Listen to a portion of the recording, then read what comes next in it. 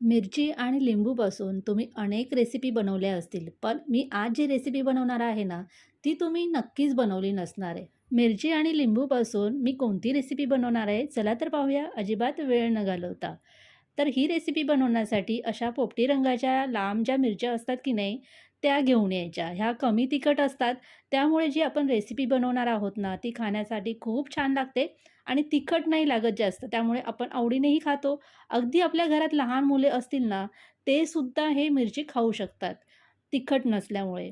तर इथे मी पाव किलो मिरच्या चांगल्या स्वच्छ धुवून या पद्धतीने कापून घेते आहे. आता ही लांब मिरची आहे, त्यामुळे आपल्याला हे 2 भागांमध्ये कापून घ्यायची आहे आणि त्याला मधोमध अशी चीर द्यायची आहे. जर जास्त लांब नसतील ना, तर तुम्ही अख्खी ठेवली ना तरी चालेल. इथे मी 2 लिंबू वापरते आहे. तुमच्याकडे 2 लिंबू नसतील ना, तर 1 लिंबू जरी वापरला तरी चालेल. आता लिंबू आपल्याला अशा प्रकारे कापून घ्यायचा. त्यामध्ये बिया आहेत, त्या काढून घ्यायच्या. कारण तर एखादी जरी बी राहिली ना, तर आपली ही मिरची ना कडवट होते. म्हणून सगळ्या बिया आपण काढून घ्यायच्या. आता सुरुवातीला काय करायचं, एक कढई ठेवायची गरम करायला. त्यामध्ये अगदी 1 पळीभर तेल घालायचं आहे. तेल चांगलं गरम झालं, की त्यामध्ये 1 चमचा मोहरी घालायची आहे आणि मोहरी छान तडतडली, की 1 चमचा जिरे घालायचे. दोन्ही छान तडतडले, की थोडंसं हिंग घालायचं आहे पाव चमचा आणि नंतर आपण कापून घेतलेली मिरची आणि लिंबू यामध्ये घालून घ्यायचे आहे. लिंबू आणि मिरची अगदी 1 ते 2 मिनिटापर्यंत आपल्याला परतून घ्यायची आहे. कोणतीही भाजी किंवा मिरची करताना आपण तेलामध्ये ती परतली ना छानपैकी, तर ती चवीला खूप छान लागते. तर ही परतून घेतली. आता यामध्ये आपण चवीनुसार मीठ घालून घ्यायचं आहे आणि अगदी पाव चमचा यामध्ये हळद घालायची आहे आणि परत एकदा छान असं मिक्स करून घ्यायचं आहे.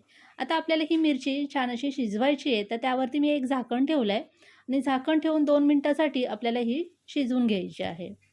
आता परत एकदा मी छान ही हलवून घेते आहे. मिरची कशी तळायला लागू शकते म्हणून आपल्याला की नाही आता ह्यामध्ये शिजण्यासाठी अर्धा वाटी पाणी घालायचं आहे. फक्त तेलामध्ये नाही शिजवता येणार आपल्याला, नाहीतर खूप जास्त तेल लागू शकतं. म्हणून आपण यामध्ये थोडंसं पाणी घालायचं आहे आणि पाणी घालून आपण यावरती झाकण ठेवून ही मिरची छान अशी मऊ होईपर्यंत शिजवून घ्यायची आहे. आता ही मिरची शिजण्यासाठी आपल्याला जास्त वेळ लागत नाही, कारण मिरची ही पातळ सालीची असते ना, तर पटकन शिजते अगदी 5च मिनिटात. आता इथे बघा ही मिरची शिजली आहे.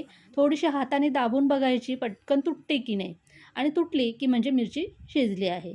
ही मस्तपैकी तयार झालेली मिरची चटपटीत लागते. या मिरची पाहून तुम्हाला वाटलंच असेल आपण ही मिरची कधी बनवली नाही आहे, तर नक्कीच ही मिरची बनवून बघा आणि खाऊन बघा.